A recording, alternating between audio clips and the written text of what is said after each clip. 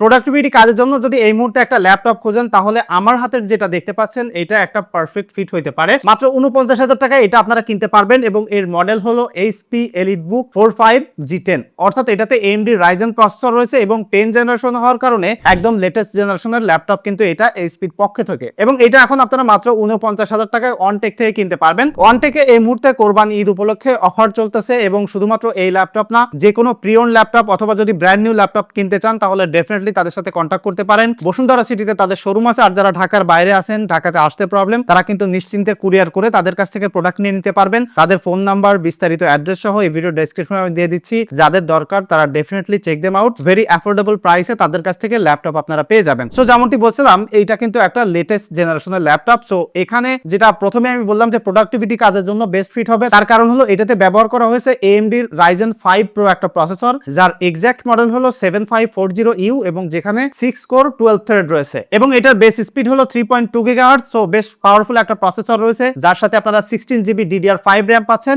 যদিও র্যামটা মাদারবোর্ডের সাথে sort out করা, তবে যেটা বলছিলাম যে প্রোডাক্টিভিটি কাজের জন্য আপগ্রেড করার প্রয়োজন হবে না এবং এখানে কিন্তু আপনারা 512GB অথবা 256GB NVMe SSD পেয়ে যাবেন, সেটা চাইলে আপনারা আপগ্রেড করতে পারেন। এবং যেমনটা আমি বলছিলাম যে প্রোডাক্টিভিটি কাজের জন্য, সো প্রোডাক্টিভিটি কাজ বলতে আমি বুঝিয়েছি যারা মূলত অফিসিয়াল কাজকর্ম করেন, বিভিন্ন ধরনের ডকুমেন্ট আদান প্রদান করা লাগে, বিভিন্ন ধরনের প্রেজেন্টেশন বানাইতে হয়, বা যে কোনো ধরনের অফিসিয়াল কাজকর্ম করার পাশাপাশি যারা মূলত স্টুডেন্ট আছেন, লাইক CSE স্টুডেন্ট আছেন, ফার্স্ট ইয়ার বা সেকেন্ড ইয়ারে আছেন, বা ইঞ্জিনিয়ারিং স্টুডেন্ট আছেন, যাদের আসলে হালকা পাতলা কোডিং করা লাগে, তাদের জন্য কিন্তু এটা পাওয়ারফুল ল্যাপটপ হবে। এবং যারা মূলত একটু ক্রিয়েটিভ কাজকর্ম করেন, বিশেষ করে হইতে পারে সেটা আসলে গ্রাফিক ডিজাইনিং, ব্যানার ফেস্টুন বানাবেন অথবা হালকা পাতলা ভিডিও এডিটিং করবেন, লাইক আপনি যদি ফুল এইচডি ভিডিও এডিট করতে চান সেটাও কিন্তু এখানে করে ফেলতে পারবেন। তবে এই ল্যাপটপে কোনো প্রকার ডেডিকেটেড গ্রাফিক্স প্রসেসর নাই, জাস্ট এখানে AMD Radeon গ্রাফিক্স পাবেন বিল্ট ইন। তবে এই বিল্ট ইন গ্রাফিক্স এর সাথে আপনারা কিন্তু 450 মেগাবাইটের ডেডিকেটেড মেমোরিও পাচ্ছেন। প্রোডাক্টিভিটি কাজকর্ম করতে গেলে পোর্টস এন্ড বাটনটা কিন্তু খুবই গুরুত্বপূর্ণ হয়। বিভিন্ন ধরনের আসলে প্রিন্টার লাগানোর দরকার হয়, বা বিভিন্ন ধরনের মনিটর আউটপুট করার জন্য বা প্রেজেন্টেশনের জন্য ডিসপ্লে আউটপুট করার জন্য কিন্তু HDMI পোর্টের দরকার হয়। সো এইখানে আপনারা প্লেন্টি অফ পোর্ট সিলেকশন পাচ্ছেন। সো আমি একদম ডান পাশে দেখাই, এখানে আপনারা প্রথমত একটা অডিও জ্যাক পাচ্ছেন, তারপরে একটা USB পোর্ট, আর এখানে একটা সিমের মডিউল রয়েছে। এটা নরমালি কাজ করে না, কিছু কিছু ইউনিটে কাজ করতে পারে, সো সেটা আপনারা কেনার সময় একটু দেখে নেবেন। আর বাম পাশে কিন্তু এখানে আপনারা ফুল সাইজ একটা HDMI পোর্ট পাচ্ছেন, যেটা মূলত অফিসিয়াল কাজকর্ম করার জন্য খুবই ইসেনশিয়াল জিনিস, এবং এখানে আরেকটা USB পোর্ট পাচ্ছেন এবং দুইটা টাইপ সি পোর্ট রয়েছে। সো টাইপ সি পোর্ট থাকার কারণে এখানে আপনি চার্জও করতে পারবেন, আর এখন যেসব মডার্ন অ্যাক্সেসরিজ আছে সেগুলো কানেক্ট করতে পারবেন, আর স্মার্টফোনের চার্জার দিয়ে বিশেষ করে এটাতে চার্জ করে ফেলতে পারবেন। এবং এই ল্যাপটপকে আনলক করার জন্য এখানে কিন্তু ফিঙ্গারপ্রিন্ট রয়েছে, আবার ওয়েব ক্যামের পাশে কিন্তু এখানে ফেস লকও রয়েছে। সো আপনি চাইলে ফেস লক অথবা ফিঙ্গারপ্রিন্ট যে কোনো একটা বা আপনারা বোথ কিন্তু এখানে কাজ করে সিকিউর থাকতে পারবেন এবং আপনার ডেটাটা আসলে সেফ থাকবে। এবং এটা একটা বিজনেস সিরিজের EliteBook ল্যাপটপ হওয়ার কারণে এখানে কিন্তু বিল্ট ইন HP-র সিকিউরিটি রয়েছে। সো ওভারঅল এইটা যেমনটা আমি বলছিলাম যে অফিসিয়াল কাজকর্ম করার পাশাপাশি সব ধরনের কাজকর্ম, এবং আপনি যদি জুম মিটিং করতে চান, এই যে ওয়েব ক্যাম রয়েছে সেটার কোয়ালিটি আমার কাছে খুবই ভালো লাগছে।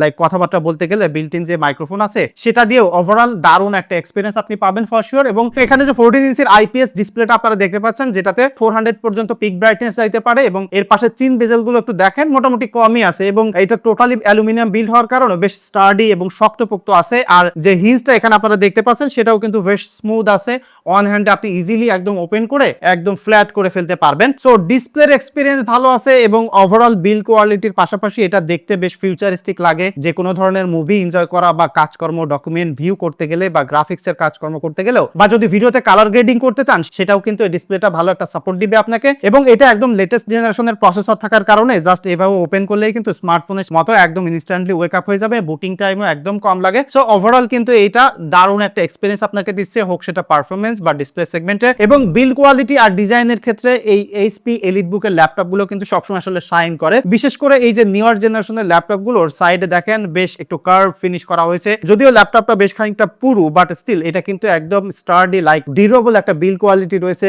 একদম মিলিটারি গ্রেডের সার্টিফিকেশন রয়েছে, টোটালি অ্যালুমিনিয়ামের বিল্ড কোয়ালিটি রয়েছে। সো একদম রাফ অ্যান্ড টাফ কন্ডিশনেও এইটা খুব ভালোভাবে ব্যবহার করতে পারবেন। এবং যারা মিডিয়া এনজয় করতে চান তাদের জন্য কিন্তু বটমে দুইটা স্পিকার রয়েছে, দুর্দান্ত সাউন্ড কোয়ালিটি আছে, এবং আপনি চাইলে কিন্তু এখানে অ্যানালগ জ্যাক পেয়ে যাচ্ছেন। সো সব ধরনের ইউজেস ক্ষেত্রে কিন্তু এটা আপনাকে বেশ ভালো একটা সাপোর্ট দিবে। এবং বিশেষ করে একদম প্রোডাক্টিভিটি বা বিজনেস সিরিজের ল্যাপটপ হলে একটু স্টাইলিশ হতে হয়। সো এটা দেখতে ডিজাইনটা সবসময় সাবজেক্টিভ হয়, তো তবে তারপরে আমার কাছে মনে হয় যে EliteBook এর ল্যাপটপগুলো most of the people, like বাংলাদেশে যে পরিমাণে জনপ্রিয় সেই হিসেবে আমি বলতে পারি যে মোস্ট অফ দা পিপল এটার ডিজাইনটা পছন্দ করে। এটা দেখতে বেশ মডার্ন আছে, বেশ ক্লিন একটা অ্যাস্থেটিক লুক আছে। তবে একটা ল্যাপটপ যতটুকুই আসলে ভালো হোক না কেন, তার ব্যাটারি ব্যাকআপটা কিন্তু বেশ এসেনশিয়াল, বিকজ আমরা যখন একটা ল্যাপটপ কিনি পোর্টেবিলিটির জন্য কিনি। সো সবসময় তো আমি আসলে পাওয়ার দিয়ে রাখতে পারবো না। সো এখানে যে ব্যাটারি ব্যাকআপটা আমি পেয়েছি সেটা যদি আপনাদেরকে একদম এক্সাক্ট বলি, আমি 3.5 ঘন্টা স্ক্রিন অন টাইম পেয়েছি, যদিও সেটা হেভি ইউজ ছিল।